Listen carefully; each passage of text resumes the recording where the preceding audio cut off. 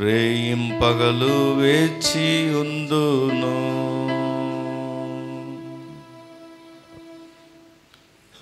రాజాని భవనములో రేయింపగలు వేచి ఉందును. అందరికి వచ్చిన పాటే కదా, కలిపి పాడదాం.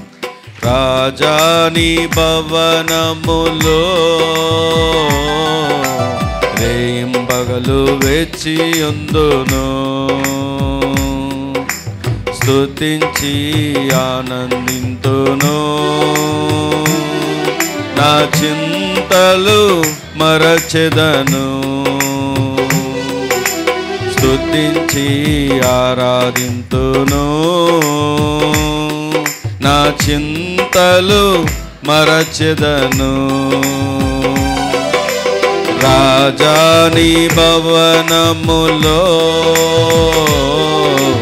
రేయింపగలు వేచి ఉందును.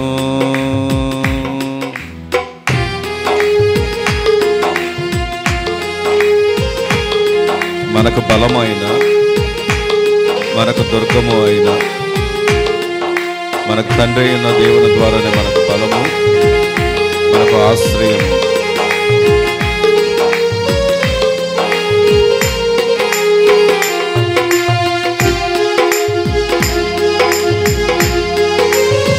ఉద్యోగంగా చప్పట్లు కొడదాం, కలిపి పాడదాం.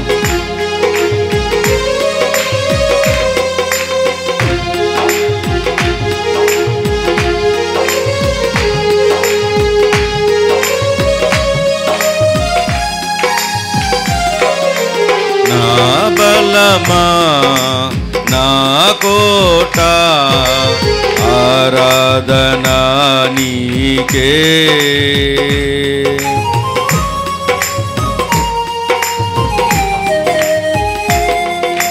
నా బలమా, నా కోట, ఆరాధనా నీకే, నా దుర్గమా, ఆశ్రయమా, ఆరాధనా నీకే, నా బలమా, నా కోట, ఆరాధనా నీకే,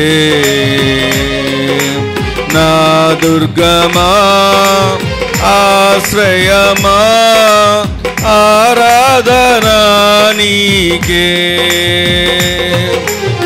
ఆరాధనా, ఆరాధనా. అబ్బా తండ్రి నీకేనయ్యా ఆరాధనా, ఆరాధనా. అబ్బా తండ్రి నీకేనయ్యా, రాజాని భవనములో రేయింపగలు వేచి ఉందును.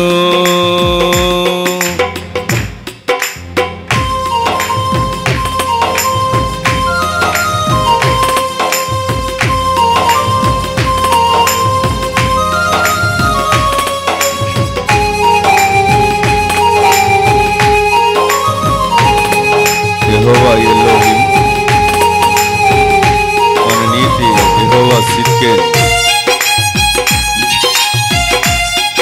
అందరు స్వరాలెత్తి ప్రభువుని స్తుతిద్దాం.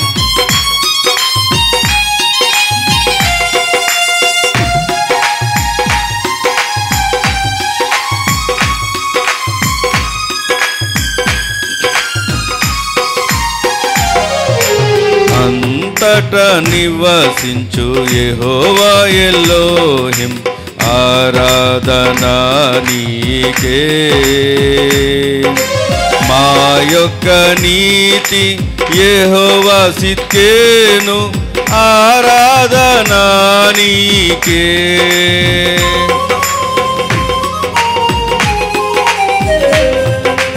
అంతట నివసించు యెహోవా ఎలోహిం, ఆరాధనా నీకే, మా యొక్క నీతి యెహోవా సిద్కేను, ఆరాధనా నీకే, ఆరాధనా ఆరాధనా. అబ్బా తండ్రి నీకేనయ్యా ఆరాధనా, ఆరాధనా. అబ్బా తండ్రి నీకేనయ్యా. రాజాని భవనములో రేయింపగలు వేచియుందును, రాజాని భవనములో రేయింపగలు వేచియుందును. స్తుతించి ఆరాధింతును, నా చింతలు మరచెదను. స్తుతించి ఆరాధింతును, నా చింతలు మరచెదను. రాజాని భవనములో రేయింపగలు వేచియుందును. ప్రార్థన చేసుకుందాం. మహాపరిశుద్ధుడైన దేవా, కృపగలిగిన ప్రభు, నీ భవనంలో ఉన్న ఆశీర్వాదం గొప్పది. రేయింపగలు వేచి భక్తులు మీ శక్తిని ఆశ్రయించి మేలు పొందారు. వారి చింతలను మరచి ఆనందించారు. ఈ దినము మేము అలాగునుండాలని మీరు ఆశిస్తూ ఉన్నారు. మా భారాలు, మాకున్న సమస్యలు, మాకున్నటువంటి వ్యతిరేకతలు, మా ముందున్నటువంటి ప్రతికూలతలు మేము జయించలేని దాన్ని జయించగలిగినట్లుగా, జయశాలి అయిన ప్రభువా మీ మీద ఆధారం చేసుకొని మేము ముందుకు వెళ్ళగలిగినట్లుగా ఈ దినం మీ వాక్కు చేత మమ్మల్ని బలపరచండి. వాక్యమే ఉన్న దేవుడుగా మాతో మీరు మాట్లాడండి. మమ్మల్ని అందరినీ మీ వాక్యం చేత అయ్యా మీరు ఏ రీతిగా మమ్మల్ని మలచాలని చెక్కాలని కోరుకుంటున్నారో ఆ రీతిగా చెక్కబడినట్లుగా నీ కృపను మాకు అనుగ్రహించి మహిమ మీరే పొందుకొనమని ప్రభువైన యేసుక్రీస్తు వారి యొక్క శ్రేష్టమైన నామంలో ప్రార్థించి పొంది ఉన్న మా పరమ తండ్రి, ఆమేన్. దేవుని యొక్క పరిశుద్ధ గ్రంథం నుండి పేతురు మొదటి పత్రిక అందరికీ పరిచయం ఉన్నటువంటి లేఖన భాగమే. అనేక మార్లు ఈ వచనాన్ని చదివిన వారమే అయినప్పటికీ దేవుని మాటను మనం ధ్యానం చేసుకుందాము. పేతురు మొదటి పత్రిక 5వ అధ్యాయం, పేజ్ నంబర్ 217.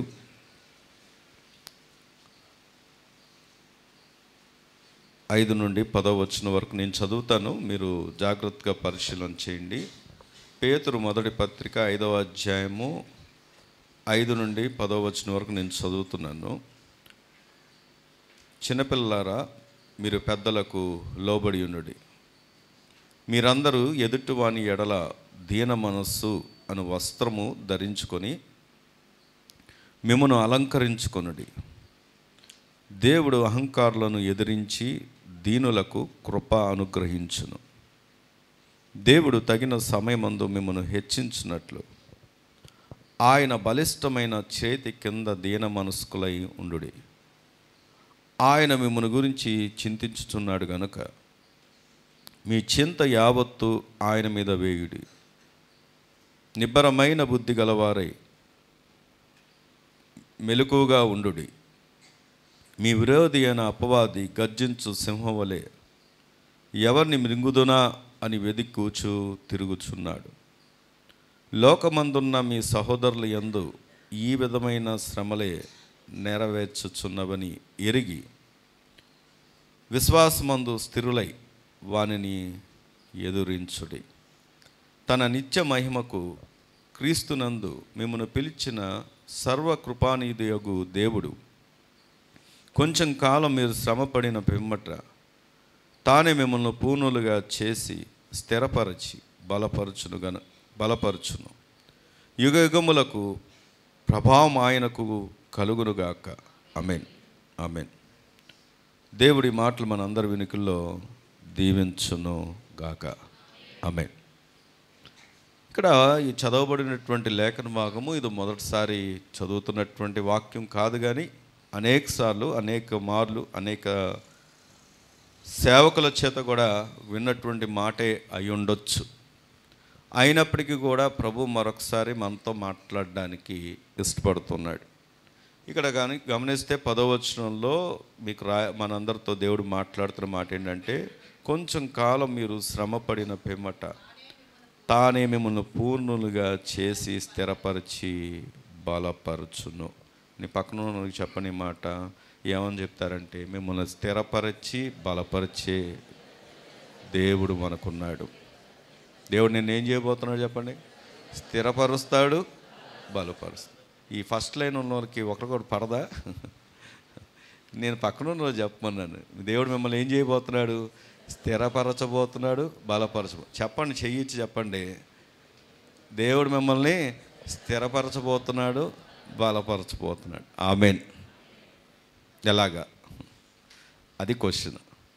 ఒకసారి ఒక దేశంలో వారు ఒక షోరూమ్ స్టార్ట్ చేసి దాని దాపుగా అది 100 సంవత్సరాలు అయింది. అప్పుడప్పుడు మనం చూస్తాం కదా, సిన్స్ 75 years, సిన్స్ 100 years అని ఉంటుంది. అంటే 50 సంవత్సరాల నుండి ఉంది, 75 సంవత్సరాల నుండి, 100 సంవత్సరాల నుండి ఉందని. బంగారు కొట్లు కూడా ఉంటాయి కొన్ని, అలాగ రాస్తారు సిన్స్ అని. అంటే ఏంటంటే అప్పటి నుండి ఉంది అని. వీళ్ళు కూడా అలాగే రాశారు. వీళ్ళు రాసినటువంటి దాని కింద ఒక బోర్డు పెట్టారు. ఆ బోర్డులో ఏమని రాశారంటే, మేము చాలా ఒడిదుడుకులు చూసాం ఈ 100 సంవత్సరాలకి. చాలా లాభాలు చూసాం, చాలా నష్టాలు చూసాం, చాలా ఆనందాన్ని చూసాం, చాలా కష్టాలు చూసాం.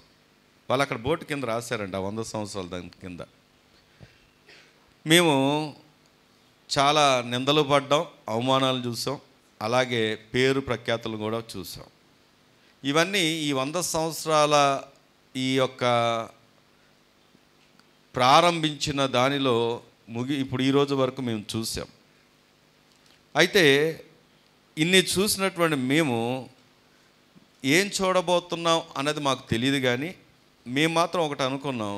ఏమని అంటే, ఏమి చూసినా పర్లేదు, ఈ ఏదైతే మేము ప్రారంభించామో దీన్ని ఇలాగే కొనసాగిస్తాం అని రాశారంట. దేవుని స్తోత్రం కలుగును గాక. మీకు అర్థమైందో లేదో, ఒక మామూలు షోరూమ్ వాళ్ళు రాసినటువంటి కొటేషన్ ఇది. ఈ 100 సంవత్సరాలు అన్న దాని కింద ఏమనంటే, మేము ఎన్నో ఒడిదుడుకులు చూసాము, లాభాలు చూసాం, నష్టాలు చూసాం, కష్టాలు చూసాం, ఆనందాలు చూసాం, శ్రమలు చూసాం, అన్నీ చూసాం.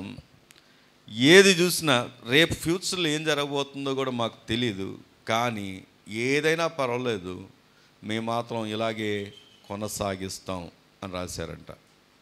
ఈరోజు వీరికి ఉన్నటువంటి ఒక ఆలోచన, సామాన్యంగా ఒక షోరూమ్ను మెయింటైన్ చేస్తున్న వారికి ఉన్నటువంటి ఒక ఆలోచన, మరి క్రైస్తవులైనటువంటి మనకున్నటువంటి వ్యత్యాసం ఏమిటి అని ఆలోచన చేసినప్పుడు, మనకు గతమేంటో తెలుసు, మన దేవుడు ఏంటో తెలుసు, అలాగే రాబోతున్నటువంటి పరిస్థితులు ఏంటో తెలుసు, భవిష్యత్తు కూడా దేవుడు ముందుగానే చెప్పాడు. భవిష్యత్తు వీళ్ళకి తెలియదంట, కానీ మన భవిష్యత్తు కూడా మనకేంటో దేవుడు ముందుగానే చెప్పాడు. అలాంటి మనము ఎలా కొనసాగాలి? అందుకే ఈరోజు ఈ మాట ద్వారా మనం బలం పొంది, స్థిరపరచబడి, బలము పొంది ముందుకు కొనసాగుదాం. దేవుడు అట్టి కృప మనకు అనుగ్రహించి దీవించునుగాక. ఆమేన్. అయితే ఈ వచ్చిన భాగాల్లోంచి మనం స్థిరపరచబడి బలపరచబడాలి అంటే మనం ఏం చేయాలి అనేది ప్రశ్న. అవి మనం 4 అనుభవాలను ఈ వచన భాగాల ద్వారా నేర్చుకోబోతున్నాం. ఎన్ని చెప్పండి? మనం స్థిరపరచబడాలి, బలపరచబడాలి అంటే 4 అనుభవాలు మనకు ఉండాలి. 4 మెట్లు మనకు ఉండాలి. మీ పక్కన చెప్పిన ఎన్ని మెట్లు ఉండాలి? 4 స్టెప్స్, 4 అనుభవాలు ఉండాలి. మొట్టమొదటిది, ఇది నా సొంత మాటలు కాదు కానీ వాక్యంలోంచి చూద్దాం రండి. మొట్టమొదటిది 5వ వచనం దగ్గరకు వస్తే, చిన్నపిల్లలారా మీరు పెద్దలకు లోబడి ఉండుడి, మీరందరూ ఎదుటివాని ఎడల దీన మనస్సు అను వస్త్రమును ధరించుకొని ధరించుకొని మిమ్మల్ని మీరు అలంకరించుకొనుడి. దేవుడు అహంకారులను ఎదిరించి దీనులకు కృప చూపిస్తాడంట. దేవుని స్తోత్రం కలుగును గాక. నీవు నిజంగా స్థిరపరచబడి బలపరచబడాలి అంటే దేవుడు కూడా అదే ఆశిస్తున్నాడు. దేవుడు మిమ్మల్ని స్థిరపరిచి బలపరచును గాక. మా చెల్లి అక్క వినాలి వినాలి వినాలి. మరి నీవు నిజంగా అలాంటి అనుభవాలను కోరుకుంటే, నువ్వు అలా ఉండాలని కోరుకుంటే దేవుడు నీ ముందే ఉంచుతున్నాడు. అదేంటో తెలుసా? ద ఫస్ట్ స్టెప్, ద మొదటి క్రియ ఏమై ఉండాలి అంటే అక్కడ రాయబడి ఉంది చూడండి. మీరంట చెప్పండి లోబడి ఉండాలంట. నేను ఇంగ్లీష్లో 4 ఎస్సులు చెప్తా అందరికీ. ఇప్పుడు నిజం చెప్పమంటారా? నేను ఎప్పుడైనా ఎవరైనా ఫోన్ నెంబర్ అడిగితే తెలుగులో చెప్పాలంటే తెలుగే కష్టంగా ఉంటుంది. నా మనసులో ఆ 9 ఆ 9 ఆ 9 ఆ 9 ఆ 8 అని మనసులో అనుకొని అప్పుడు చెప్పాల్సి వస్తుంది. అవతల వాళ్ళు కూడా కన్ఫ్యూజ్ అవుతున్నారు. ఇప్పుడు ఎవరైనా ఇంగ్లీషులో అక్షరాలు రాలేదు అనేవాళ్ళు ఇప్పుడు ఉండట్లేదు. సో ఇప్పుడు ఎందుకు ఈ విషయం చెప్తున్నానంటే 4 ఎస్సులు గుర్తుపెట్టుకోండి, ఈజీగా ఉంటుంది. మొట్టమొదటి ఎస్ ఏంటి అంటే సరెండర్ లేదా సబ్మిషన్. మీ పక్కన వాళ్ళు చెప్పారు ఏముండాలి? నువ్వు నిజంగా స్థిరపరచబడే అనుభవాల్లో ఉండాలంటే, దేవుడు నాకు నేర్పించిన విధానం ఏంటంటే, నేను అందరికీలాగా మీరు అనొచ్చు మా పాస్టర్ గారు దీవించును గాక ఆశీర్వదించును గాక, ఎప్పుడు పలకరేంటండి నోరు ఇప్పుడు బిగుసుకొని ఉంటాడు అంటారేమో, అనుకుంటారేమో. కానీ నీ దీవెన ఆశీర్వాదం నేను పలికే మాటల్లో ఉండకపోవచ్చునేమో, కానీ నీవు ఉన్నట్టు దేవుడు కోరుకున్నట్లుగా ఉంటే నీ దీవెన ఆపగలిగిన వాడు ఎవరో లేరు. ఆమేన్. ఒకవేళ ఎవరు అడ్డుపడ్డాలని చూసినా ఇశ్రాయేల్ ప్రజల్ని శపించమని ఆయనకు బిలాము గారికి ఏమిచ్చారో ధనం ఇచ్చారు. కానీ ఈయన నోరు తెరిస్తే దీవెనలే వస్తున్నాయి తప్ప ఆ శాపాలు వస్తున్నాయా? రావట్లేదు. కారణం ఏంటంటే నువ్వు మనుషుల యొక్క మాటను బట్టి కాదు. ఈరోజు నిజంగా నువ్వు దీవెనకరమైనటువంటి స్థలములో దీవెనకరమైనటువంటి స్థానంలో ఉండాలంటే నీ లైఫ్ స్టైల్ మార్చుకోవాలి. ఆమేన్. నీ లైఫ్ స్టైల్ను దేవుడు కోరుకున్నట్లుగా నువ్వు మలచబడితే దేవుడు ఖచ్చితంగా నీకు దీవెనిస్తాడు. ఆమేన్. ఇక్కడ ఏం కనబడుతుంది అంటే ఆ వచనంలో సబ్మిషన్ కనబడుతుంది, లేకపోతే సరెండర్ కనబడుతుంది. ఎవరికి సబ్మిట్ అయ్యి ఉండాలి? పెద్దల్ని గౌరవిస్తూ. ఏమండి ఈ దినాల్లో ఎలాంటి దినాల్లో చూస్తున్నామంటే ఎవరు కూడా ప్రాముఖ్యంగా చిన్నలే కానీ యవనస్తులే కానీ ఎవరు తన మీద నియమించబడిన వారికి సబ్మిషను లేదు. అందుకే వాళ్ళ లైఫ్లు ఏమవుతున్నాయో తెలుసా? ఎదగాల్సిన వారు దిగజారిపోతున్నారు. సేవకుల్ని, పెద్దల్ని, తల్లిదండ్రుల్ని, టీచర్స్ని, ఏమండి ప్రొఫెసర్ని, ఆఖరికి ఉద్యోగాల్లో ఉన్నటువంటి అధికారులని. మీకు విషయం చెప్పిన ముఖ్యమంత్రి గారు చంద్రబాబు నాయుడు గారు, ప్రధాని గారు మోడీ గారు, వాస్తవానికి వ్యక్తిగతంగా మనకి ఇష్టం ఉన్నా లేకపోయినా, నేను ఉందా లేదా అనే విషయం చెప్పట్లేదు, ఉన్నా లేకపోయినా ఒకసారి ప్రభు ఎన్నిక చేసిన తర్వాత మనం ఏం చేయాలంటే సబ్మిట్ కావాల్సిందే, లోబడాలి, వారి కొరకు ప్రార్థన చేయాలి. ప్రభు వారికి మంచి ఆలోచనలు చెప్పండి ప్రభువా, వారిని మంచి నిర్ణయాలు తీసుకునేలాగా చేయండి ప్రభువా, వారికి మంచి జ్ఞానాన్ని ఇవ్వండి ప్రభువా, మా యొక్క క్రైస్తవ్యానికి వ్యతిరేకత లేకుండా వారికి మంచి ఆలోచనలు లేదా మంచి మనసుని ఇవ్వండి ప్రభువా అని నువ్వు ప్రార్థన చేయాలి. వాళ్ళు దూషించడం కాదు. మనం ఏం చేస్తాం తెలుసా? రోజు ఉదయం మొదలుకొని ఈ ముఖ్యమంత్రి ఇలాగా, ప్రధాని ఇలాగా, వాళ్ళిలాగా, నేను ఎగ్జాంపుల్ చెప్తున్నాను అంతే. వాళ్ళు ఇలాగా, మా మేనేజర్ ఇలాగా, మా యజమానుడు ఇలాగా అని ప్రతిరోజు మా నాన్న ఇలాగా, మా మమ్మీ ఇలాగా, మా పాస్టర్ గారు ఇలాగా, మా పాస్టర్ గారు ఇలాగా అని ఏం చేస్తామో తెలుసా? ప్రతిరోజు వాళ్ళ గురించే డిస్కషన్ పెడతాం, మాట్లాడుతూ ఉంటాం. కానీ వాక్యం చెప్తున్నటువంటి మాట ఏంటంటే, నువ్వు సబ్మిట్. ఫస్ట్ థింగ్ నీ లైఫ్లో ఈ ఆశీర్వాదం ఇక్కడ 10వ వచనంలో పెట్టాడు. కానీ దాని ముందు నువ్వు చేయాల్సినటువంటి స్టెప్ ఏంటి అంటే, నువ్వు లోపడాల్సిందే. దేవుని స్తోత్రం కలుగును గాక. అందుకే ఇక్కడ వాక్యాన్ని మనం చూస్తే చూడండి, దేవుని వాక్యం చాలా స్పష్టంగా చెప్తున్నమాట. మరొకసారి చదివితే, చిన్నపిల్లారా మీరు పెద్దలకు లోబడి ఉండండి. మీరందరూ, ఇక్కడ చిన్నపిల్లలకు చెప్తూ ఉన్నాడు. తర్వాత ఇంకెవరికి చెప్తున్నారు? మీరందరూ ఎదుటివాని ఎడల దేన మనస్సు అని వస్త్రమును ధరించుకొని మిమ్మును అలంకరించుకోండి. చాలండి. ఈరోజు ఉదయం వచ్చిన వారు బ్రష్ చేయకుండా వచ్చిన వాళ్ళు ఉన్నారేమో నాకు తెలీదు. చెప్తారా ఏంటి? ఉన్నారా అంటే లేదు కదా. మీరు నమ్ముతారు నమ్మరు, ఏదో గొప్ప కోసం చెప్పట్లా. నేను 2 సార్లు చేశా. అదేంటి అంటారేమో. ఒకసారి చేస్తే సాటిస్ఫాక్షన్ అనిపించలేదు. అసలే అందరితో మాట్లాడుతూ ఉంటాం కాబట్టి డబల్ టైం చేశా మళ్ళీ. ఎందుకు ఈ విషయం చెప్తున్నానంటే, ఎక్కడ స్మెల్ వస్తుందో అని ప్రజలతో మాట్లాడేటప్పుడు. మరి బ్రష్ చేశారా అన్న మాట అన్నాను కదా. అలంకరించుకోకుండా వచ్చారా? లేచి అలాగ వచ్చారా? కాదు, ఫ్రెష్ అప్ అయ్యి వచ్చాం. ఎందుకంటే మనం మన కోసమే కాదు, ప్రజల కోసం కూడా, మనం కనబడడానికి, మంచి అపీరెన్స్ ఉండడానికి. ఈ విషయం ఎందుకు చెప్తున్నానంటే, దేవునికి ఈ అపీరెన్స్ కంటే కూడా ఆయన కోరుకునేది ఏంటంటే ఆత్మీయ సౌందర్యాన్ని కోరుకుంటున్నాడు. దేవుని స్తోత్రం కలుగును గాక. మీ అలంకరణ ఏ విషయంలో అలంకరించుకోమంటున్నాడు ఆయన అంటే, దేన మనస్సు అనే యొక్క వస్త్రమును అలంకరించుకోమంటున్నాడు. దేవుని స్తోత్రం కలుగును గాక. నువ్వు ఉన్నత స్థానంలో ఉండాలి అంటే, నువ్వు స్థిరముగా జీవించాలి అంటే, బలిష్టంగా ఉండాలంటే, బలముగా ఉండాలంటే, దేవుడు నీతో చెప్తున్నటువంటి మాట ఏంటంటే, మనం ఏమేమి చేస్తామో తెలుసా? ఎదిరిస్తాం, వ్యతిరేకంగా మాట్లాడతాం. అది ఎవరైనా సరే ఒక మాట అనుకోవడానికి. అంటే ఉద్యోగాల్లో కూడా చాలామంది ఉద్యోగాల్లో స్థిరంగా ఎందుకు ఉండరు అంటే, ఎందుకో తెలుసా? పైన అధికారి ఏదైనా అన్నప్పుడు వాళ్ళకి వ్యతిరేకంగా మాట్లాడతాం.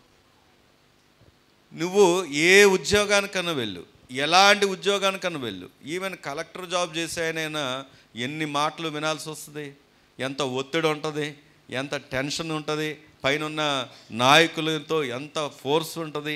మరి ఆలోచన చేస్తే అలాంటి వారు, అంత చదివినటువంటి వారికి అంత ఉంటుంది. కానీ ప్రభు నీతో చెప్తున్నమాట, ఈ దినం దేవునికి లోబడాలి, నీ మీద నియమించబడిన వారికి నువ్వు లోబడాలి. అలాంటి వారిని దేవుడు ఏం చేస్తాడో తెలుసా? హెచ్చిస్తాడు. ఆమేన్. రండి, కొలస్సీలకు రాసినటువంటి పత్రిక 1వ అధ్యాయము. కొలస్సీలకు రాసినటువంటి పత్రిక 1వ అధ్యాయము 18వ వచనాన్ని కాక 18వ వచనం 182 అండి పేజు, చదవండి. సంఘము అను శరీరమునకు ఆయనే శిరస్సు, ఆయనకు అన్నిటిలో ప్రాముఖ్యం కలుగు నిమిత్తము ఆయన ఆది అయుండి మృతులలో నుండి లేచుటలో ఆది సంభూతుడు ఆయను. గట్టిగా దేవుని స్తోత్రం చెప్దామా? ఈరోజు దేవుడు మనతో మాట్లాడుతున్నటువంటి మాట ఏంటంటే, సంఘమునకు ఏమండి, సంఘం ఏమై ఉంది? సంఘం అనేది ఒక శరీరం. అక్క, చెల్లి, అన్న, వినండి. మీ బాడీ పార్ట్లో మీకు ఇష్టం లేని ఏంటో చెప్పండి. నాకు ఇష్టం లేదండి, తీసి పడేద్దాం అనుకుంటున్నాను అనే బాడీ పార్ట్ ఏదైనా ఉందా? ఓ పులిపిరికాయ వస్తే మనకి ఇష్టం ఉండదు, కానీ దాన్ని తీయలేం. తీస్తే బ్లడ్ వస్తుంది, దానికి ఏదైనా రాస్తే దానికోసం ఏదో ఒకటి చేస్తూ ఉంటాం. అంటే మామూలుగా బాడీ పార్ట్ కదా, జస్ట్ అది వచ్చిన స్కిన్లో చిన్న ప్రాబ్లం. అయితే నేను ఇప్పుడు ఎందుకు చెప్తానంటే, నీకున్నటువంటి అవయవాల్లో లేదా నీ శరీరంలో నీకు నచ్చని భాగం ఏది ఉండదు. లేదా మనందరికీ పరిచయం ఉన్న మాటే, అన్నిటికన్నా తొందరగా పెరిగేది, అన్నిటికన్నా తొందరగా తగ్గంది ఏందో చెప్పండి. ఉన్నారు ఇక్కడే? పొట్ట. ఏంటో మరి రెండు రోజులు కరెక్ట్గా తింటే ఊరికనే పెరిగిపోద్ది. నెల రోజులు తినకుండా ఉన్నా తగ్గదు అది. ఏమండి, ఇప్పుడు ఈ పొట్టను చూసి చేతులు కానీ అనుకున్నాయి నోరు కానీ, మేము కష్టపడుతున్నాము, నిన్ను మేపుతున్నాము, నువ్వేమో కదలకుండా స్థిరంగా ఉన్నావు అని అంటే, తినకుండా నీకు ఏం నోటికి పెట్టను చూస్తావా, ఏం చేస్తావో అని అనుకుంది అనుకోండి, ఎవరికి నష్టం? ముందు లేవంది ఏంటో చెప్పండి, చేతులే.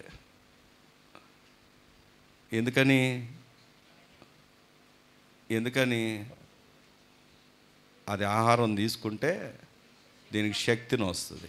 సో చేతికి ఎంత ఇంపార్టెన్స్ ఉందో, నోరుకి ఎంత ఇంపార్టెన్స్ ఉందో, మనకున్నటువంటి పొట్టకు కూడా అంతే ఇంపార్టెన్స్ ఉంది. అంటే ఈ విషయం జస్ట్ మీకు అర్థం అవడం కోసం చెప్పాను. సంఘము అనే శరీరం, అంటే శరీరంలో అందరు ఈక్వలే. దేవుని స్తోత్రం కలుగును గాక. ఇందులో ఎవ్వరూ కూడా స్పెసిఫైడ్ పర్సన్స్ లేరు. దేవునికి పక్షపాతం లేదు. ఒకవేళ మనుషులుగా కొంత ఎక్కువగా మనం ఏం చేస్తామంటే, కొంత అందుబాటులో ఉన్న వాళ్ళ విషయంలో పక్షపాతం చూపిస్తామే మనుషులుగా. కానీ దేవుడు అంటే మనం, ఎందుకంటే కొంతమంది అనుకోవచ్చు, నాకు ఎటువంటి ఇంపార్టెన్స్ లేదండి, నన్ను ఎవరు పట్టించుకోరండి అని కొన్నిసార్లు మనం అనుకుంటూ ఉంటాం. కానీ దేవుని దృష్టిలో నీకు ఉండాల్సిన ఈక్వల్ ఇంపార్టెన్స్ ఎప్పుడు కూడా నీకు ఉంటుంది. దేవుని స్తోత్రం కలుగును గాక. మనుషుల దృష్టిలో మనం ఎప్పుడు పడాలని కాదు, దేవుని దృష్టిలో పడడానికి ఆలోచన చేయాలి. సరే, అలాగే సంఘం ఒక శరీరం అయినప్పుడు ఆయన అవయవాలు, ఆయన ఇచ్చినటువంటి ఈ అవయవాలు ఒకదానికి ఒకటి విరోధంగా ఉండనట్టు, మనం కూడా సంఘంలో ఏ వ్యక్తులతో కూడా మనకి ఏం ఉండకూడదు? విరోధాలు ఉండకూడదు, భేదాలు ఉండకూడదు, వ్యతిరేకపు పదాలు ఉండకూడదు, వ్యతిరేకపు మాటలు ఉండకూడదు. అప్పుడు నువ్వేం చేస్తున్నావంటే నీ శరీరానికి నీవే కించపరుచుకుంటున్నావు. చాలామంది అపజయాలు పాలవడానికి, వృద్ధిలోకి రాకపోవడానికి, అనుకున్నది జరగకపోవడానికి, స్థిరపరచబడపోవడానికి ప్రధాన కారణం ఏంటో తెలుసా? వారు ఎదుటున్నటువంటి వ్యక్తులను ప్రేమించకపోవడం. ప్రేమగా ఉన్నట్టుగా ఉంటాం కానీ ప్రేమ లేని జీవితాలు చాలామంది వ్యక్తిగతంగా అంతరంగంలో ద్వేషాలు, అసూయలు కలిగి ఉంటారు. పైకి నవ్వుతూ ఉండొచ్చేమో బహుశా, కానీ ప్రభు ఏం చూస్తున్నాడు? అంతరంగాన్ని చూస్తున్నాడు. ఎందుకో తెలుసా? శిరస్సు ఎవరంట? నేను నా మాట కాదండి, అక్కడ రాయబడిన మాట. ఆయనే. ఇప్పుడు ఈ అవయవాలన్నిటికీ శిరస్సు ఎవరు అంటే ఆయనే. నీవు, నేను, మనమందరం ఎవరు అంటే ఆయన శరీరం. శరీరంలో ఉన్నటువంటి అవయవాలు ఒకదానికొకటి విరోధంగా ఉండవు, వ్యతిరేకంగా ఉండవు. ఒకవేళ ఉంటే ఎవరికి అవమానం? చెప్పండి, ఎవరికి అవమానం? ఎవరితో మాట్లాడతారండి? ఇప్పుడు నాతో మాట్లాడాలనుకోండి, నా కాలు చూసి మాట్లాడతారా, నా చెయ్యి చూసి మాట్లాడతారా? ఎవరితో మాట్లాడతారు? శిరస్సుతో. నాకున్న గుర్తింపు ఎవరితో? నేను అని ఒక గుర్తింపు, నా రూపం, నా ముఖం ఎక్కడుంది చెప్పండి? శిరస్సు. మనందరికీ గుర్తింపు ఏంటో తెలుసా? ప్రభువైన యేసుక్రీస్తు వారే. దేవుని స్తోత్రం కలుగును గాక. ఈరోజు మనం ఆలోచించాలి. ఎప్పుడైనా వ్యతిరేకంగా ఉన్నప్పుడు, ద్వేషిస్తున్నప్పుడు, అసూయ కలిగి ఉన్నప్పుడు, కోపంగా ఉన్నప్పుడు, పలికేటప్పుడు, మాట్లాడేటప్పుడు, ఎందుకంటే ప్రభు ఇవన్నిటిని లెక్కిస్తాడు. దేవుడు నీ భక్తిని చూస్తున్నాడు, నిన్ను పరిశోధిస్తున్నాడు, నిన్ను పరిశీలన చేస్తున్నాడు. ఆ దేవుడు నీతో చెప్తున్న మాట ఏంటి? నిన్ను హెచ్చిస్తాడు, నిన్ను బలిష్టమైనటువంటి వ్యక్తిగా, బలమైనటువంటి వ్యక్తిగా స్థిరపరుస్తాడు ఆయన. దేవుని స్తోత్రం కలుగును గాక. కానీ అది ఎప్పుడు సాధ్యం అంటే నీకు ఉండాల్సినటువంటి లక్షణం లేదా గుణం ఏంటో తెలుసా? సబ్మిషన్. నీ పక్కన వాళ్ళు చెప్పండి, ఏం చేయాలి? ఏముంచాలి? యోహాను సువార్తలో ఒక మాటను చూడండి, ఎవరైనా మాదిరిగా తీసుకోవాలి అంటే ఒకే ఒక వ్యక్తి కనబడతాడు మనకు, సబ్మిట్ అయిన వ్యక్తి. యోహాను సువార్త 13వ అధ్యాయము ఒక మాదిరి కనుక నీకు కావాలనుకుంటే దొరికే ఏకైక వ్యక్తి 13వ అధ్యాయము 4వ వచనం చదువుకుందాం. భోజన పంక్తిలో నుండి లేచి ఒక తువాలు తీసుకొని నడుమునకు కట్టుకొనేను. నడుమునకు ఎప్పుడు కట్టుకుంటారండి తమ్ముళ్ళు, అన్నలు? నడుమునకు ఎప్పుడు కట్టుకుంటారు? ఎవరు కట్టుకుంటారు నడుముకి? సహజంగా పనివారు. ఇప్పుడు యేసుక్రీస్తు వారు లేచి నడుముకి ఏం కట్టుకున్నారంట? తువాలు కట్టుకున్నారు. అంటే ఏ స్థాయి నుండి ఏ స్థాయికి దిగి వచ్చాడు ఆయన పని చేసేవాడిగా, ఒక పనివాడిగా, ఒక పరిచర్య చేసేవాడిగా మారిపోయాడు. ఎవరి కోసం? కిందకు దిగితే వస్తే అంతటా పల్లెంలో నీళ్లు పోసి శిష్యుల పాదము కడుగుటకును తాను కట్టుకుని ఉన్న తువాలుతో తుడుచుటకును మొదలుపెట్టాను. అప్పుడు పేతురు ఏమన్నాడో తెలుసు, తర్వాత ఎన్ని జరిగిందో తెలుసు. కానీ ఇదంతా మనకు తెలిసిందే. కానీ తెలియాల్సిన విషయం ఏంటంటే ప్రభువే తనను తాను తగ్గించుకున్నాడు. గడిక దేవుని స్తోత్రం చెప్దామా? ఆయనకు అవసరం ఉందా? అవసరం ఉందా? లేదు. మరి ఎవరి కోసం తగ్గించుకున్నాడు? నీ కోసం, నా కోసం. ఎందుకు తగ్గించుకున్నాడు? ఆయన తగ్గించుకున్నాడు కాబట్టే ఈరోజు మనం హెచ్చించబడ్డాము.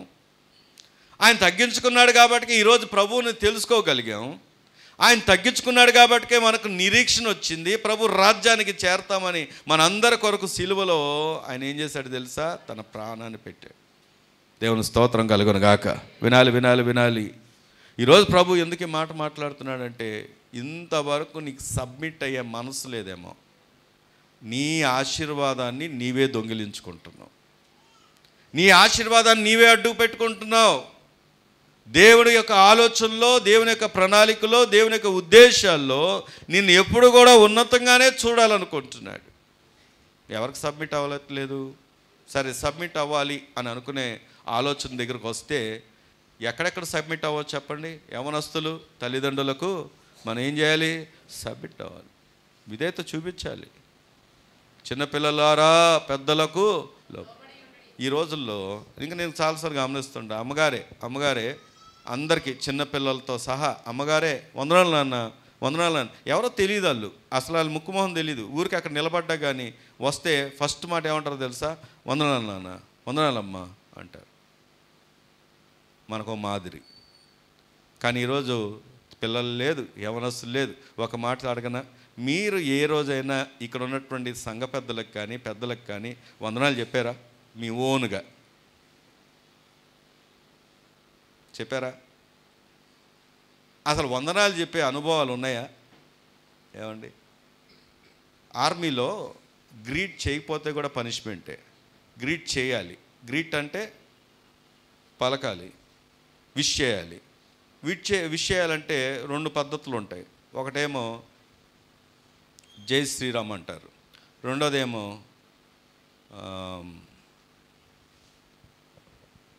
మర్చిపోయాను. కానీ నేను ఆ రెండో దాన్నే ఎక్కువ వాడేవాడిని. జై హింద్ అంటారు. రెండో మాట నేను ఎక్కువ ఎవరికి చెప్పినా జై హిందే చెప్పేవాడిని. 2 పద్ధతులు అనమాట. అంటే నేను ఎక్కువగా జై హిందే చెప్పేవాడిని. ఇప్పుడు ఎందుకు ఈ విషయం చెప్తున్నానంటే, ఒకవేళ చెప్పకపోతే నిలబెట్టి కొద్దిసేపు క్లాస్ పిక్తారు. కానీ మన క్లాసులు ఉన్నాయంటారా? క్లాసులు అవసరం లేదు. మనం ఎప్పుడైతే ఎదుటి వాళ్ళని గౌరవిస్తామో అవతల వారు ఆటోమేటిక్గా నిన్ను ప్రేమించడం ప్రారంభిస్తారు. దేవుని స్తోత్రం కలుగును గాక. చెల్లెళ్ళు, అక్కలు మీ భర్తలకి గౌరవం ఇస్తున్నారా? నాకేం సమాధానం వద్దు. మీరు మీ తల్లిదండ్రులకు గౌరవం ఇస్తున్నారా? ఇంకెక్కడ గౌరవించవచ్చో తెలుసా? లెక్చరర్స్ ఉంటారు, టీచర్స్ ఉంటారు. సండే స్కూల్ టీచర్స్ని ఎంతమంది గౌరవిస్తారో నాకు తెలియదు. ఏ రోజు నేను సండే స్కూల్ సెక్షన్కి వెళ్ళి అడగలేదు. కానీ సండే స్కూల్ టీచర్స్కి ఎంతమంది గౌరవిస్తారో నాకు తెలియదు. ఆఖరికి వాళ్ళు ఎవరి పిల్లలైనా, సేవకుల పిల్లలైనా, పెద్దల పిల్లలైనా, ఎగ్జామ్షన్ లేదు. ఎవరి పిల్లలైనా, పెద్దల పిల్లలైనా ఆ నాయకుల పిల్లలైనా ఎవరి పిల్లలైనా లోబడితే హెచ్చించబడతాం. దేవుని స్తోత్రం కలుగును గాక. రండి వాక్యం నుంచి చూస్తే మొదటి మాట ఏం చెప్పండి? ఎస్ చెప్పండి, సబ్మిషన్. రెండవ మాట చూద్దాం రండి, 6వ వచనం, 7వ వచనం చదవండి. 7వ వచనం, ఆయన మిమ్మల్ని గురించి చింతించుచున్నాడు గనక మీ చింత యావత్తు ఆయన మీద వేయుడి. చాలండి. ఆయన మిమ్మల్ని గురించి చింతించుచున్నాడు గనక మీ చింత యావత్తు ఆయన మీద వేయుడి. రెండో ఎస్ ఏంటంటే సెండ్. మీ పక్కన వాళ్ళు చెప్పండి, సెండ్ అంటే పంపించడం. ఎక్కడికి పంపించమంటున్నాడు ఆయన? మీ చింతలు ఎక్కడ పంపించమంటున్నాడు? ఆయన యుద్ధం వేయమంటున్నాడు. దేవుని స్తోత్రం చెప్దామా? గట్టిగా చెప్దామా? ఇంకా గట్టిగా చెప్దామా? ఎవరండి కోరుకునేది మీ యొక్క కష్టాలను నేను మోస్తానని? ఎవరైనా కోరుకునేది మీ చింతలు నేను నా మీద వేయమని? ఏదైనా బ్యాలెన్స్ ఉంటే పంపించమంటారేమో, ఏదైనా ప్రాపర్టీస్ ఉంటే పంపించమంటారేమో, లేకపోతే దానికోసం ఫైట్ చేస్తారేమో. కానీ ఒకే ఒక దేవుడు మీ చింత యావత్తు నా మీద వేయమని పిలుస్తున్నాడు. దేవుని స్తోత్రం కలుగును గాక. అది ఏ విధమైనటువంటి చింత అయినా. చాలామంది ఈరోజు బలహీనలు అయిపోవడానికి కారణం ఏంటో తెలుసా? చింతలే. నేను ఒకసారి ఒక మాట చదివినప్పుడు నాకు ఆశ్చర్యం అనిపించింది. వేలు తెలుసా? వేలు అంటే తిమింగలవే కదా. ఈ తిమింగలకి ఈ రీసెర్చ్ చేస్తారంట బయాలజిస్టులు. వీళ్ళు ఏం చేస్తారంట అంటే ఒక పెద్ద స్విమ్మింగ్ పూల్ లాంటి దాంట్లో దాన్ని వేసి దాంట్లోనే మిగతా చేపలను వేస్తారంట. అది ఏం చేస్తుంది? తినేస్తుంది కదా. తినకుండా ఉండడానికి మధ్యలో ఒక గ్లాస్ పెడతారంట. ఈ గ్లాస్ పెట్టినప్పుడు ఏంటంటే ఇది ఆ తిమింగలం దాంట్లో చూస్తున్నప్పుడు చేపలు కనబడతాయి. కానీ అది పట్టుకోవడానికి వెళ్ళినప్పుడల్లా ఏం తగులుతూ ఉంటుందంటే గ్లాస్ తగులుతూ ఉంటే అలా గ్లాసు తగులుతుంది కదా, ఇది ఇక అది ప్రిపేర్ అయిపోద్దంట. ఎలా ప్రిపేర్ అయిపోద్దంటే ఇది దొరకవు నాకు అని. కొంతకాలానికి వీళ్ళు ఏం చేస్తారంటే గ్లాస్ తీసేస్తారంట. ఈ తీసిన తర్వాత ఇదేమో తింటుందా అంటే తినదు. అది ఏ అపోహలో ఉంటుందో తెలుసా? అది అనుకుంటుందంట నేను ఇంకా నాకు ఎదురుగా ఏముంది దానికి గ్లాస్ అంటే గ్లాస్ అనే సంగతి దానికి తెలీదు. నేను దాన్ని పట్టుకోలేను, నాకు అడ్డుగా ఉంది, అడ్డుబండి ఉంది అని చెప్పేసి ఏం చేస్తుందంటే అవి దాన్ని టచ్ చేయదంట. అంటే నేను చదివిన విషయం చెప్తున్నా, బయాలజిస్టులు ఇలా చేస్తారు అన్నట్టుగా దాని గురించి స్టడీ చేసేవాళ్ళు. ఇప్పుడు ఈ విషయం ఎందుకు చెప్తున్నాను తెలుసా? అపవాది మన ముందు ఒక గ్లాస్ పెట్టాడు. ఏంటి ఆ గ్లాస్ అంటే నీ వల్ల ఏం కాదు, నీ వల్ల ఏమి సాధ్యం కాదు, నీ భారాలు నువ్వే మోసుకోవాలి, నీ చింతలు నువ్వే పడాలి, నిన్ను బాగు చేసేవాడు ఎవడు లేడు, కాబట్టి నీ జీవితం ఇంతే. వేలంటే తిమింగలం అంటే చాలా పెద్దగా ఉంటుంది, చేపలు చిన్నవి. అంత పెద్ద శరీరం కలిగింది కూడా ఒక అపోహను బట్టి ఏం చేయలేకపోతుందంటే దాని ముందున్న దాన్ని తినలేకపోతుంది. ఇప్పుడు ఏమో మాట్లాడగనా నానా వినాలి. ఏమిటంటే నీ చింతే నిన్ను బలహీనపరుస్తుంది. నువ్వు ఏం చేయలేవు, ఏం కాదు, ఏం నీ వల్ల కాదు అనే ఒక చింత నిన్ను బలహీనపరుస్తుంది. నిన్ను విడిపించడానికి ప్రభు ఈరోజు నీ ముందు మాట్లాడుతున్న మాట ఏంటో తెలుసా? నీ వలన అన్నీ సాధ్యం అవుతాయి, కానీ ఎప్పుడో తెలుసా? అది నీ ద్వారా కాదు. ఎక్కడికి తీసుకెళ్ళమంటున్నాడు ఆయన? నీ చింత యావత్తు ఆయన మీద వేయి. Send your worries to God. దేవుని స్తోత్రం కలుగును గాక. ఎవరికి పంపిద్దాం? మన చింతలన్నీ ఎవరి దగ్గర పంపుదాం? కొంతమంది ఇళ్లల్లోనే ఉంటారు, మోస్తూ ఉంటారు, ఒంటరిగా ఉంటారు, మోస్తూ ఉంటారు. ఎవరు తొందరగా దొరుకుతారు తెలుసా? దేవుని సహవాసం, దేవుని సన్నిధి, దేవుని మందిరం, దేవుని యొక్క సేవకులు, దేవుని యొక్క సహవాసం లేని వారు త్వరగా చిక్కుతారు. అలాంటి వాడిని అందుకే అపవాదంట గర్జించు సింహం వల్లే ఎవరిని మింగుదునా అని ఎదురు చూస్తున్నాడంట. నేను ఒక చిన్న వైరల్గా చూసిన ఒక వీడియోలో ఒక ఆమె రోడ్డు పక్కన కూర్చొని ఉంది. ఒంటరిగా కూర్చుంది.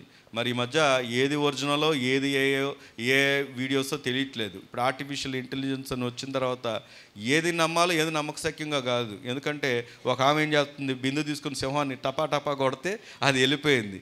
అందరేమో చూసావా ఇవంత ధైర్యవంతురాలో, సింహాన్ని బిందుతో కొడితే పారిపోయింది అని అంటున్నారు. అది ఏ వీడియో అయితే ఇలాంటిదే. అంటే అది ఏను కాదు తెలియదు, కానీ పక్కన రోడ్డు పక్కన కూర్చుంటే అకస్మాత్తుగా అది ఒక అడవిలాగా ఉంది. అకస్మాత్తుగా వచ్చి సింహం ఏం చేసిందంటే పట్టుకొని ఈడ్చుకొని వెళ్ళిపోయింది. టైగర్ రిజర్వ్స్లో పనిచేసే ఒక ఫారెస్ట్ ఆఫీసరు చిన్న ఇంటర్వ్యూ విన్నాను నేను ఒకసారి.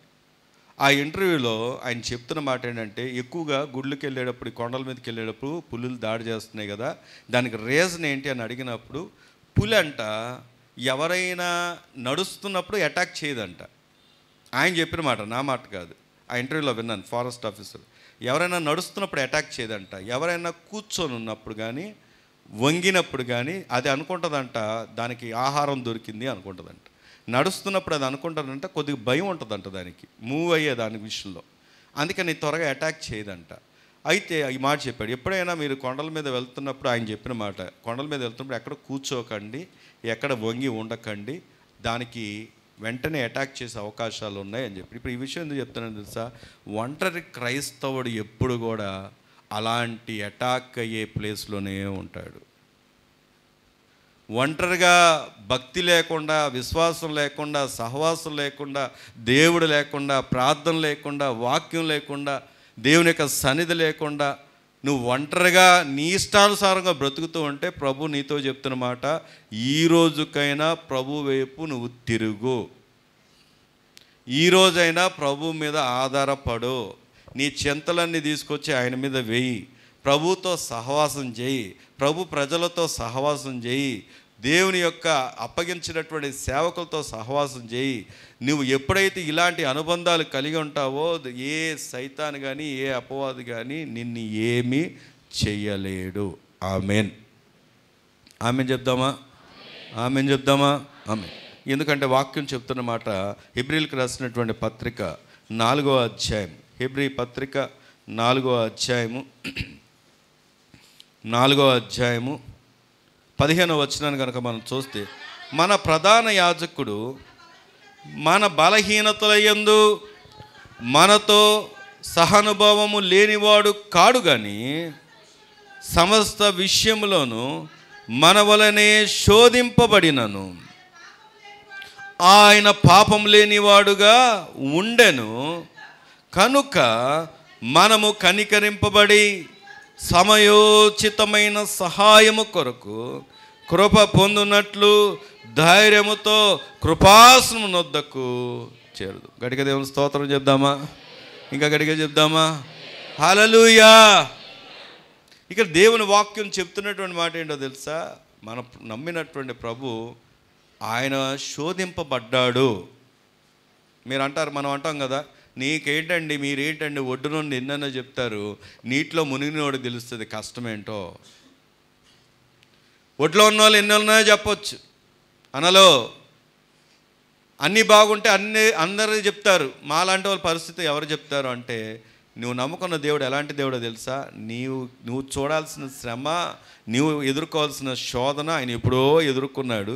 ఎవరి కోసం అంటే నిన్ను నన్ను ఆయన ఏం చేయడం కోసం అంట, ఇది ఒక రాయబడింది, నిన్ను తప్పించడానికి. దేవుని స్తోత్రం కలుగును గాక. అక్కడ రాయబడింది. కనుక ఈ ప్రభు దగ్గర మనకు దొరికే గొప్ప భాగ్యం, గొప్ప లాభం ఏంటో తెలుసా, సమయోచితమైన సహాయం. నీ పక్కన ఉన్న వ్యక్తికి చెప్పండి, దేవుడు నీకు సమయోచితమైన సహాయం చేస్తాడని. ఏమైజాక్, సమయోచితమైన సహాయం. సమయోచితమైన సహాయం ఏంటండి? నాకు ఒక ఎండలో, బాగా ఎండలో వెళ్తున్నా, వడదెబ్బ తగిలేలాగా ఉంది, అంత తీవ్రమైన ఎండ. ఆ టైంలో నాకు కావాల్సింది ఏంటి? గొడుగ, స్విమ్మింగ్ పూల్ ఉండాలిరా. ఏం కావాలి చెప్పండి? తాగడానికి ఏం కావాలి? లేకపోతే ఏమవుద్ది? డీహైడ్రేట్ అయిపోతుంది. అక్క, చెల్లి, ఆ టైంలో నేను కోరుకోవాల్సింది వాటర్, కానీ థమ్సప్ కాదు. కోరుకోవాల్సింది వాటర్, ఫ్యాంటా కాదు. అంటే సహాయం అనే మాట కోసం సహాయం. నువ్వు థమ్సప్ తాగితే బాగానే అనిపిస్తుంది, నీ ఆరోగ్యానికే దెబ్బ. దేవుని మహాకృపలో 4 నెలలైంది డ్రింక్స్ జోలికి వెళ్ళి. దేవుడు నన్ను తప్పించాడు. టీ తప్పించాడు, కాఫీ తప్పించాడు. మళ్ళీ ఎందుకు చెప్తున్నా అంటే ఇంకెవరైనా ఇవ్వాలనుకుంటే వాళ్ళు కూడా ఇవ్వకుండా ఉంటారని. టీ తప్పించాడు, కాఫీ తప్పించాడు, డ్రింక్స్ తప్పించాడు. దేవుని మహాకృప. అప్పటి నుండి చాలా ఆరోగ్యం కూడా మెరుగైంది నాకు. ఇప్పుడు ఎందుకు ఈ విషయం చెప్తున్నానంటే, సమయోచితమైన సహాయం అంటే నీకు ఏ సమయానికి ఎలాంటి అవసరం ఉందో, ఏ రీతిగా ఆయన ఇవ్వాలో అది ఆయన నిర్ణయించినట్టుగా నీకు ఇస్తాడు ఆయన. దేవుని స్తోత్రం కలుగును గాక. నువ్వు కోరుకున్నట్లుగా కాదు. నువ్వు కోరుకున్నది మంచిది కాకపోవచ్చు, నీకు అనిపించవచ్చు నేను మంచి కోరుకుంటున్నాగా. ఒకసారి ఒక ఆయన అన్నాడు, మేము మా అపార్ట్మెంట్ అంతా చెప్పేశామండి. ఏమని అంటే, నాకు అబ్బాయి పుడతాడు అని చెప్పాను, మా దేవుడి మీద నాకు ఎంత నమ్మకం ఉందో, అబ్బాయి పుడతామని చెప్పాను. ఇప్పుడు కొన్ని రోజులకి ఏం జరిగిందంటే డెలివరీ అయింది వాళ్ళ వైఫు. తర్వాత కనపడడం మానేశాడు. ఇలా ముఖం కనపడట్లేదు. ఏంటి విషయం అని ఆయన దగ్గరికి 10 సార్లు వెళ్ళి అడిగితే, దేవుడు నాకు ఏం చేశాడండి అన్నాడు. అదేంటి అన్నా అంటే, ఏం లేదండి, నేను నా దేవుడిని గొప్ప చేద్దాం అనుకున్నాను, మా దేవుడి యొక్క గొప్పతనాన్ని అందరికీ చెబుదాం అనుకున్నాను. అందుకోసం మా దేవుడు చూడండి మాకు అబ్బాయి ఇస్తాడని చెప్పాను. నా విశ్వాసాన్ని బట్టి అబ్బాయి ఇస్తాడని నేను అనుకుంటే, తీరా చూస్తే ఏమైందంటే అమ్మాయిని ఇచ్చాడు. అమ్మాయిని ఇవ్వడం ద్వారా నేను అందరి ముందు తలదించుకోవాల్సి వచ్చింది. కాబట్టి నా దేవుడు ఏం చేయలేదు అన్నాడు. నేను మాట్లాడగనా? ఒకసారి ఫెర్టిలిటీ సెంటర్స్కి వెళ్తే అబ్బాయా అమ్మాయా కాదు, పిల్లలు ఉంటే చాలు అని లక్షలు ఖర్చు పెడుతున్న వారు చాలామంది ఉన్నారు. 127వ కీర్తనలో చూడనక్కర్లేదు కానీ, తమ ప్రియులు నిద్రించుచుండగా ఆయన వారికి ఇచ్చుచున్నాడు అని రాయబడింది. దేవుని స్తోత్రం కలుగును గాక. నిద్రించుచుండగా అనగా నిస్సహాయకరమైన పరిస్థితుల్లో, కానీ దేవుడు అప్పుడే పనిచేయడం ప్రారంభిస్తాడు. ఆమేన్. నువ్వు చేయలేను అనుకున్నప్పుడే, నీ వల్ల కాదనుకున్నప్పుడే, నీకు సాధ్యం కాదనుకున్నప్పుడే దేవుడు చేయడానికి ఇష్టపడతాడు. నేను చేస్తాలే అనుకున్నప్పుడే, నీ మీద ఆధారపడినప్పుడే. ఇప్పుడు ఒక మాట అడుగుతున్నాను, ఆయన తలదించుకున్నాను అన్నాడు కదా, ఎంతకీ ఆయన ఎందుకు తలదించుకోవాలి? తలదించుకుంటే ఎవరు దించుకోవాలి? ఎవరిని గొప్ప చేద్దాం అనుకున్నాడు ఈయన? కానీ ఇప్పుడు ఎవరు గొప్ప అవ్వాలనుకుంటున్నారు? నీ యొక్క తలంపును ఎరిగిన దేవుడు ఆయన, నీ ఆలోచనలు ఎరిగిన దేవుడు ఆయన. ఈరోజు ఒకవేళ దేవుడు మహిమపరచబడాలి అంటే ఆయన విధానం వేరుగా ఉంటుంది, నువ్వు కోరుకున్నట్టుగా ఉండదు. అసలు నువ్వెవరు? కోరుకున్నట్టుగా నీ యొక్క ఉనికి. ఇందాక చదువుకున్న కొలసి పత్రికలో మళ్ళీ ఒకసారి వస్తే అసలు మనమెవరం, ఆయన ఎప్పుడై ఉన్నాడంట చూడండి. కొలసి పత్రిక ఇందాకే చదువుకున్నాం కదా, 1వ అధ్యాయము 18వ వచనంలో, సంగమను శరీరమునకు ఆయనే శిరస్సు, ఆయనకు అన్నిట్లో ప్రాముఖ్యం కలుగు నిమిత్తము. ఏమండి, ఎన్నిట్లో?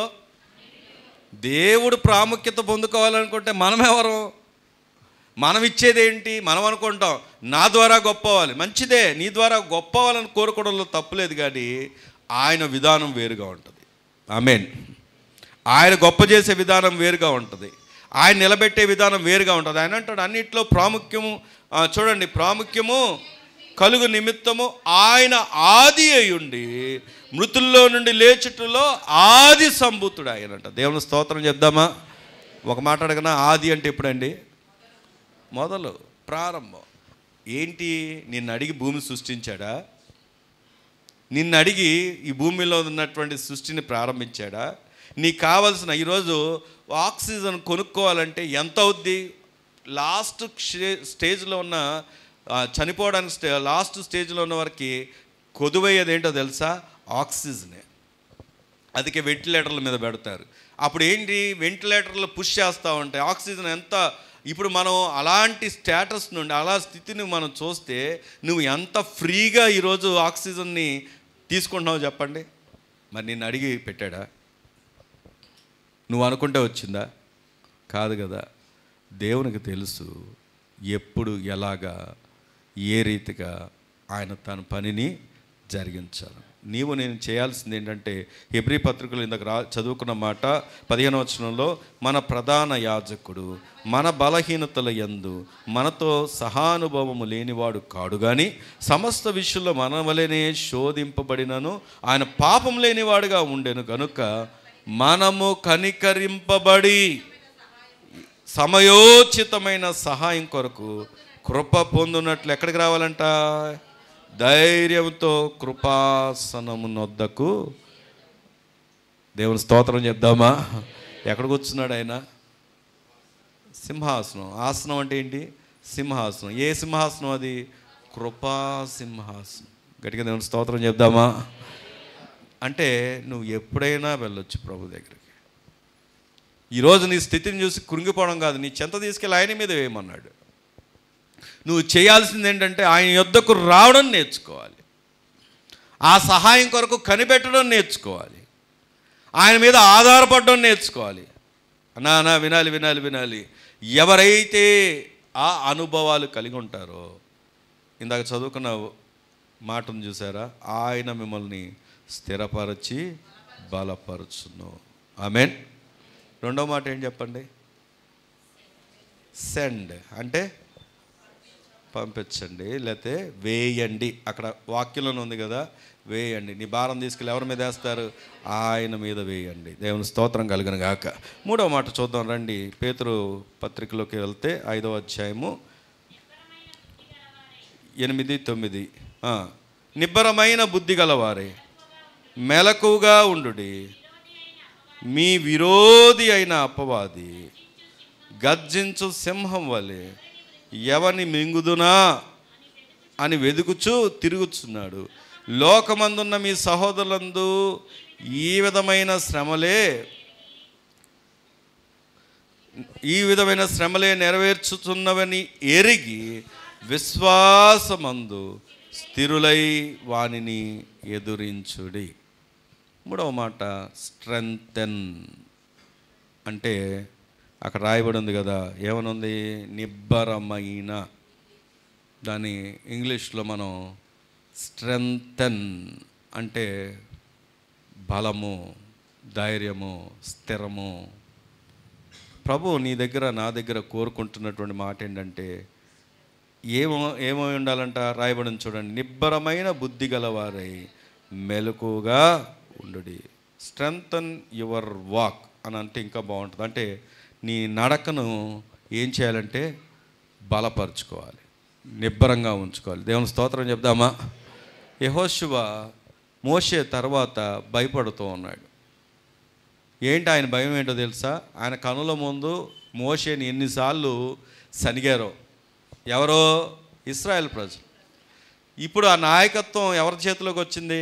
యెహోషువ చేతిలోకి వచ్చింది. వింటున్నావా? అయితే ఈ నాయకత్వం యెహోషువ చేతికి వచ్చినప్పుడు ఆయన భయపడుతుంటే ప్రభు చెప్పిన మాట ఏంటో తెలుసా? భయపడొద్దు, ధైర్యం తెచ్చుకో, నిబ్బరంగా ఉండు. ఎన్నోసార్లు 3 అధ్యాయాలు మనం చూస్తే నిబ్బరంగా ఉండు, ధైర్యం తెచ్చుకో, నేను నీకు తోడై ఉన్నాను, భయపడొద్దు అన్నాడు. ఎంతకీ తన ప్రజల్ని రక్షించాలన్న ఆలోచన యెహోషువదా, మోషేదా, దేవుందా? దేవుంది. ఇది మోషేది కాదు, యెహోషువది కాదు. ఎవరిది చెప్పండి? దేవుడు తన సంకల్పం నెరవేర్చడానికి ఒక వ్యక్తిని ఎన్నుకుంటాడు. దేవుడు తన సంకల్పాన్ని నడిపించడానికి ఒక వ్యక్తికి తోడై ఉంటాడు. ఈరోజు నీ ఎడల దేవునికి ఉన్నటువంటి సంకల్పం ఏమిటి? నీ ఎడల దేవునికి ఉన్నటువంటి ఆలోచన ఏంటి? అపవాది గర్జించు సింహంలా సింహం గురించి కొద్దిగా చదివినప్పుడు ఒక కొత్త విషయం నాకు కూడా తెలిసింది. సింహం రాత్రిపూట ఎక్కువ గర్జిస్తుందంట, రాత్రులే. దాని యొక్క గర్జింపు స్వరానికి ఆ అడవిలో ఉన్నటువంటి ఈ జంతువులంతటికీ కూడా భయం కల్పిస్తుందంట. అది దాని దగ్గరికి రావాలన్నా భయమే, అలాగే అది వస్తుందన్న భయమే. ఆ భయాన్ని క్రియేట్ చేసి అదొక మానసికంగా అవతల ఉన్నటువంటి జంతువులు ఏం చేస్తుందో తెలుసా? ట్రాప్ చేస్తుందంట. అర్థమైందో లేదో? ఇప్పుడు నీవు వెనక్కి పడిపోవడానికి, నీరసిల్లిపోవడానికి, బలహీనపడడానికి, కృంగిపోవడానికి, ఆత్మీయతలో ఎదగకపోవడానికి, అభివృద్ధిలోకి రాకపోవడానికి, ఆశీర్వాదంలోకి రాకపోవడానికి ప్రధాన కారణం ఏంటో తెలుసా? అపవాది నీ ముందు వేస్తున్న ఉచ్చులు. ఇప్పటికీ కూడా నువ్వు తెలుసుకోకపోతే నువ్వు జయించలేవు. కానీ తెలుసుకున్న నీవు ఈరోజు ప్రభు చెప్తున్న నీ మాట ఏమిటో తెలుసా? ఇప్పటికైనా నువ్వు ప్రభు వైపు తిరిగితే, ప్రభు మీద ఆధారపడితే, ప్రభువుకి గనక నువ్వు అక్కడ మనం ప్రభు మాటను బట్టి బలము పొందితే, స్ట్రెంగ్తన్ అవుతే, నీ నడకను నువ్వు స్థిరపరచుకుంటే దేవుడు నిన్ను స్థిరపరచబోతున్నాడు. ఆమేన్. అందుకే రండి, యోబు గ్రంథంలో ఒక మాట ఉంది కదా. యోబు గ్రంథంలో యోబు గ్రంథం 1వ అధ్యాయం 6వ వచనాన్ని చూస్తే, తటస్థించెను అపవాది యొగువాడు వచ్చెను, అడుగగా అపవాది భూమి మీద ఇటు అటు తిరుగులాడుచు అందులో సంచరించుతూ వచ్చి తినని యెహోవాకు ప్రత్యుత్తరం ఇచ్చాను. చాలండి. అందరూ నా వైపు చూడండి. దేవుని స్తోత్రం చెప్దామా? ఎంతకీ అపవాది ఎక్కడికి వెళ్ళాడంట? భూమి మీదకి వెళ్ళి వచ్చాడంట, సైట్ సీయింగ్కి. అపవాది వెళ్ళొచ్చినప్పుడు ఎవరు అడిగారంట? ప్రభువే అడిగాడు. ఏమని అడిగాడు అంటే, ఎక్కడికి వెళ్ళొస్తున్నావు అంటే, భూమి మీద వెళ్ళొస్తున్నాను ప్రభువా అంటే. ఎందుకు వెళ్ళాడు అపవాది ప్రభు దగ్గరికి ఎందుకు వెళ్ళాడు? వాడు ఒకప్పుడు పడిపోయినటువంటి దేవదూత. మిగతా దేవదూతల వల్లే ప్రభు దగ్గరికి వెళ్ళినప్పుడు అతను డ్యూటీ అతను చేస్తున్నాడు, అపవాదిగా మారాడు. అయినప్పటికీ ఎక్కడికి వెళ్తున్నాడు అంటే, దేవుని దగ్గర ప్రత్యక్షం కావాల్సిందే. మనకు అర్థమవలసింది ఏంటో తెలుసా? అపవాదైనా, సైతానైనా, ఇంకేదైనా ప్రభు ముందు నిలబడాల్సిందే. దేవుని స్తోత్రం చెప్దామా? ఇప్పుడు అల్టిమేట్గా అధికారం ఎవరండి? మనం భయపడేది ఎవరికండి? అధికారి ఆయన, ప్రభు ఆయన, సమస్తం మీద అధిపతి ఆయన. ఆయనకు భయపడట్లేదు. ఆయన మాటకు లోబడేటటువంటి గజగజ వణికేటటువంటి అపవాదికి భయపడుతున్నాం. అందుకే బలహీనం అవుతున్నాం. ఈరోజు ప్రభు ఎందుకు ఈ మాట చెప్తున్నాడంటే, నువ్వు అల్టిమేట్గా భయపడాల్సింది దేవునికైతే, లోబడేది దేవునికైతే, దేవుని ఎదుట నువ్వు నమ్మకంగా ఉంటే దేవుడు నీకు అంతకు ఆశీర్వాదాన్ని ఇస్తాడు. ఆమేన్. అది ఎవరి జీవితంలో చూసావంటే, యోబు జీవితంలో. వెళ్ళొచ్చావా, ఏం జరిగిందంటే, యోబుని చూసావా అని ప్రభువే అడిగితే, చూశాను, నువ్వు కంచేసావు కాబట్టి బాగానే ఉన్నాడు, మీకు తెలిసిన విషయం కాబట్టి అలా చెప్తున్నాను, కంచేసాను కాబట్టి బాగానే ఉన్నాడంటే, సరే ఆయన ప్రాణం ముట్టొద్దు, నీకు కంచి తొలగించుకో అని చెప్పినప్పుడు ఏం జరిగిందో మీకు తెలుసు. అంతా కోల్పోయాడు. అప్పుడు యోబు ఏం చెప్పాలి? దేవుణ్ణి దూషించాలి. కానీ ఏమంటున్నాడు అక్కడ చూడండి. ఎన్నో వచనం చదవమ్మా, చదువమ్మా. 21వ వచనం, నేను నా తల్లి గర్భంలో నుండి దిగంబర్నే వచ్చి తిని దిగంబర్నే అక్కడికి తిరిగి వెళ్ళేదను. యెహోవా ఇచ్చెను, యెహోవా తీసుకొని పోయెను, యెహోవా నామమునకు స్తుతి కలుగునుగాక. ఆమేన్. దేవుడు ఇచ్చాడు, దేవుడు తీసుకున్నాడు. కొంతమంది భర్తల్ని అమితంగా ప్రేమిస్తారు. ప్రేమించొద్దని నేను చెప్పను, కానీ ఆ భర్తనిచ్చింది ఎవరు? ఆ సత్యం నీకు తెలుసా? ఆ జ్ఞానం మనకు ఉండాలి. కొంతమంది భార్యల్ని కింద పూల పానుపులో నడుపుతారు. ఏమండి?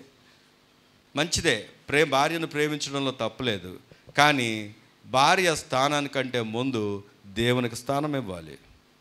ఏంటి రాలేదు? పిల్లల వల్ల కుదరలేదండి, పిల్లల వల్ల రాలేకపోయాను, పిల్లలు ఇంట్లో ఉన్నారు, పిల్లలు వచ్చారు అంటారు. అంటే నువ్వు చెప్పే ప్రతి సాకు ఎవరి మీద చెప్తున్నావు? పిల్లల మీద. అంటే దేవుని కంటే కూడా నీకు ఎవరు కావాలి? మరి ఇంతగా పిల్లలు ఇచ్చింది ఎవరు? ఏ రోజన్నా అది గ్రహించావా? నువ్వు చెబుతున్నటువంటి కారణం పిల్లలే ఆటంకం, పిల్లలే అడ్డు, ఆస్తి అడ్డు, గేదెలే అడ్డు, ఏమండి,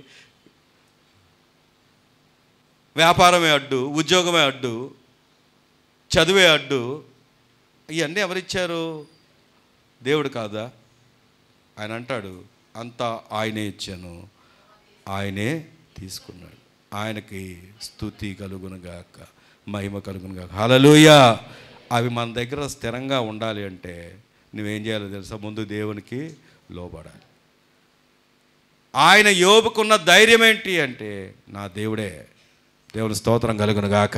శ్రమలు రాలేదా? యోబుకు వచ్చిన శ్రమలు మనకు వచ్చాయా? యోబు కలిగిన కష్టాలు మనకు కలిగాయా? యోబు గ్రంథాన్ని మన ముందు ఉంచి ఎలా ఎదిరించాలో, ఎలా జయించాలో, ఎలా నిలబడాలో, ఎలా స్థిరంగా ఉండాలో, ఎలాగ రెట్టింపు ఆశీర్వాదాన్ని పొందుకోవాలో ప్రభు మనకు తెలియజేయలేదా? కానీ ఇప్పటికీ మనం కృంగిపోవట్లేదా? అక్క చెల్లి, వినాలి వినాలి వినాలి. ఈరోజు ప్రభు నీతో చెప్తున్నాడు, స్ట్రెంగ్తన్ యువర్ సెల్ఫ్. అంటే ఏంటో తెలుసా? నిబ్బరంగా ఉండండి. మొదటి మాట ఏం చెప్పండి? సబ్మిషన్. రెండో మాట సెండ్, వేయండి ఆయన మీద. మూడవది స్ట్రెంగ్తన్. నాలుగో మాట చెప్పి ముగిచ్చేస్తాను, ఎందుకంటే కొంతమందికి డౌట్ ముగిస్తానా లేదా అని. నాలుగో మాట చెప్పి ముగిస్తాను. రండి, 10వ వచనం. తన నిత్య మహిమకు క్రీస్తునందు మిమ్మల్ని పిలిచిన సర్వకృపానియదిగు దేవుడు కొంచెం కాలం మీరు శ్రమపడిన పిమ్మట తానే మిమ్మల్ని పూర్ణులుగా చేసి స్థిరపరిచి బలపరచును, యుగ యుగముల ప్రభావము కలుగును. నాలుగో మాట ఏంటో తెలుసా? సి. అంటే ఏంటి? చూడండి. ఎవరిని చూడాలి? దేవుని చూడండి. ఎవరు చూడాలి చెప్పండి? మనం ఎవరిని చూస్తాం? లోకాన్ని, ఎదుటోళ్ళని, ఏమండి, బయట ఉన్న వాళ్ళని, మోసం చేసే వాళ్ళని. బాగా వృద్ధిలోకి వస్తున్నారు వాళ్ళు, అన్యాయం చేసేవారు. కానీ మనం ఎలా ఉన్నాం?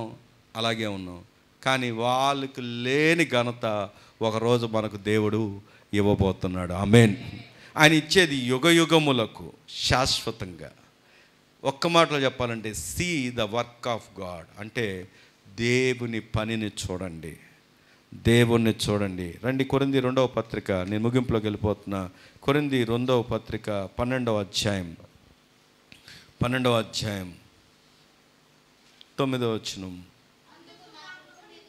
అందుకు నా కృప నీకు చాలును, బలహీనత యందు నా శక్తి పరిపూర్ణమగుచున్నది అని ఆయన నాతో చెప్పాను. కాగా క్రీస్తు శక్తి నా మీద నిలిచియుండు నిమిత్తము విశేషముగా నా బలహీనతల యందు బహు సంతోషంగా అతిశయపడుదును. నేనెప్పుడు బలహీనను అప్పుడే బలవంతును గనక క్రీస్తుకు నిమిత్తం నాకు కలిగిన బలహీనతల్లోను, నిందల్లోను, ఇబ్బందుల్లోను, హింసల్లోను, ఉపద్రవంలోను నేను సంతోషించుచున్నాను. గట్టిగా దేవుని స్తోత్రం చెప్దామా? అపోస్తుడైనటువంటి పౌలు గారిని అడిగామనుకోండి, ఆయన చెప్పే మాట ఏంటంటే తెలుసా? నేను ప్రభువుని అడిగానండి, నాకు కొద్దిగా శ్రమ ఉంది, నాకు కొద్దిగా బలహీనత ఉంది, కొద్దిగా స్వస్థపరచువా ప్రభు అంటే ప్రభు ఏమన్నాడు తెలుసా? నీకు స్వస్థత కావాలా, నాకు కృప కావాలా? ఏమండి, అదే ప్రశ్న మిమ్మల్ని అడుగుతున్నాను. మీ సమస్య తీరాలా, దేవునికి కృప కావాలా? అబ్బో ఎంత మంచోళ్ళో, ఏమండి. కానీ వాక్యం చెప్తున్నటువంటి మాట ఏంటంటే, ఈ బలహీనతలన్నీ ఈరోజు వస్తాయి పోతాయి, శ్రమలు అనేది వస్తాయి పోతాయి, ఇబ్బందులు అనేవి వస్తాయి పోతాయి. మానవ జీవితంలో ఖచ్చితంగా ఇవన్నీ ఒకరోజు వస్తాయి పోతాయి. ఆఖరికి ఈ భూమి మీద ఉన్నంత కాలం ఇవి ఉంటానే ఉంటాయి, వెళ్తానే ఉంటాయి. కానీ శాశ్వతంగా ఉండేది ఏంటో తెలుసా? దేవుని కృప. ఆమేన్. దేవుని కృప. అదే పౌలు గారు అంటాడు. అందుకే పౌలు గారు రాసిన ప్రతి పత్రికలో ఆయన జ్ఞాపకం చేసే విషయం ఏంటో తెలుసా? కృప, కృప, కృప, కృప. నీ పక్కన ఉన్న వాళ్ళు చెప్పండి, దేవుని కృప నీకు చాలునని. ఏం చాలునండి? ఆయన కృప నీకు చాలు. ఆయన కృప ఉందనుకోండి, అన్నీ ఉన్నట్టే. ఆయన కృపను బట్టే మనం ఇక్కడ ఉన్నాం. ఆయన కృపను బట్టే మనం అర్హులమయ్యాం. ఆయన కృపను బట్టే ఆయన పిల్లలమయ్యాం. ఈరోజు మనం సో కాల్డ్గా చెప్పుకుంటున్నా. నేను సో కాల్డ్ అని చెప్పుకోవచ్చేమో. యనమల కుదురులో ఉన్న పాస్టర్లందరికీ నేను తెలుసు, సేవకులందరికీ. విజయవాడలో కూడా అందరికీ తెలియకపోవచ్చు, కానీ ఈ ఫెలోషిప్లో ఉన్న వాళ్ళకి తెలుసు.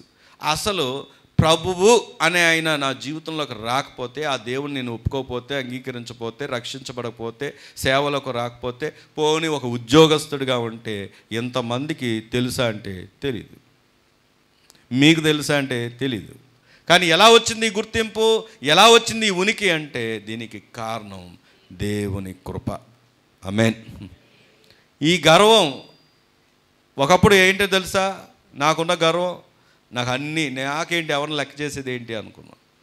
కానీ అలా అనుకున్నప్పుడు దేవుడు అనిచ్చాడు, గర్వం తీసేసి గౌరవం ఇచ్చాడు. ఈరోజు దేవుని స్తోత్రం కలుగును గాక. ప్రియ సంగమ్మ, ఈరోజు నీతో నాతో మాట్లాడుతున్న మాట అది.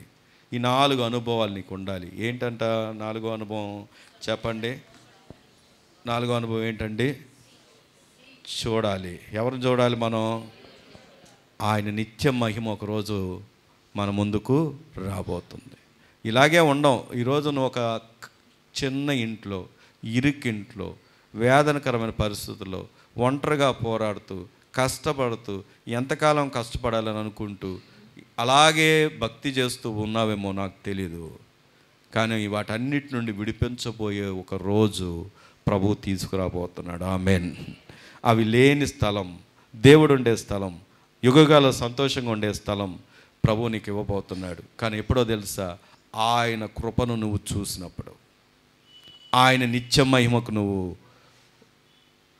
అర్హుడు అయినప్పుడు.